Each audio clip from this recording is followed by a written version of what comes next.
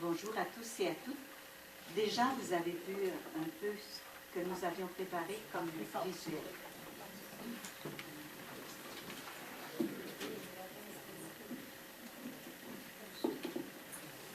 Il me fait plaisir de vous présenter le thème de cette année. Famille porteuse d'espérance, de joie et de paix. Vous remarquerez que ce thème s'adresse à chaque famille, concernant la mission qu'elle a reçue du Seigneur lui-même, d'être semeuse d'espérance, de joie, de paix, au cœur de l'Église domestique que constitue chacune de nos familles et au sein de notre société en voie de laïcisation. Ces valeurs devraient normalement déployer leurs racines un peu plus en profondeur à chaque rencontre de cette année. Ce thème peut être compris à la fois en termes d'invitation, mais aussi en termes de réalité concrète à vivre actuellement. Et aussi en termes de projet, parce que nous sommes encore en marche, que nous souhaitons incarner dans nos vies pour le plus grand bonheur de ces êtres chers qui nous sont. Nous souhaitons incarner dans nos...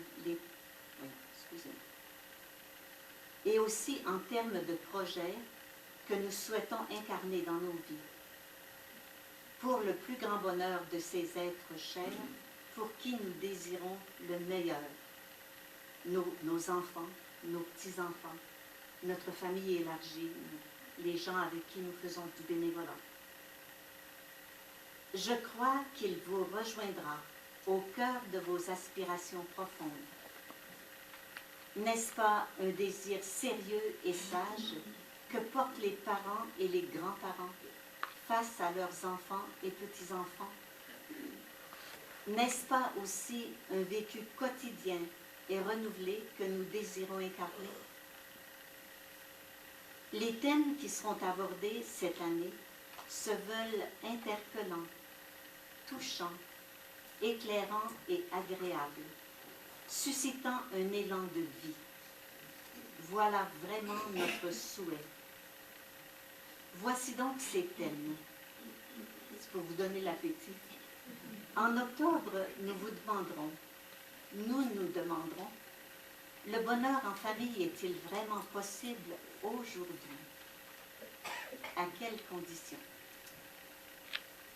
En novembre, nous envisagerons la mouvance familiale dans sa réalité actuelle et nous essaierons d'en dégager des aspects positifs pour nous et pour notre croissance. En janvier, nous nous questionnerons mutuellement à savoir quel est le rôle des grands-parents aujourd'hui.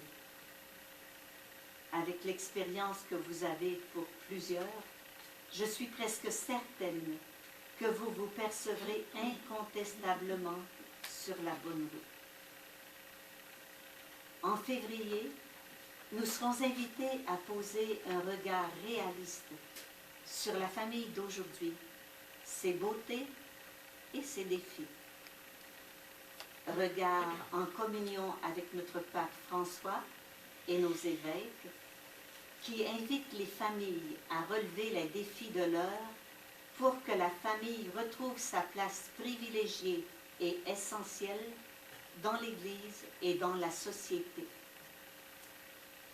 En mars, l'observation attentive du vécu de la famille en profond changement, dépendant de la manière d'analyser et de voir les défis qui s'y cachent, peuvent devenir lieu de dépassement, selon notre décision à chacun et à chacune de les relever positivement. En avril, nous serons en mesure de vérifier l'importance de la famille et du lien intergénérationnel pour nous et pour la société dans laquelle nous sommes. Bien sûr, en considérant les liens profonds et affectifs qui nous lient les uns aux autres. En mai, en fidélité à nos racines de foi, nous tenterons de percevoir en quoi la Sainte Famille peut être le modèle de nos familles. En juin, nous proposons un pique-nique familial. Il me reste à vous souhaiter une excellente année 2015-2016, porteuse de nombreux et excellents fruits.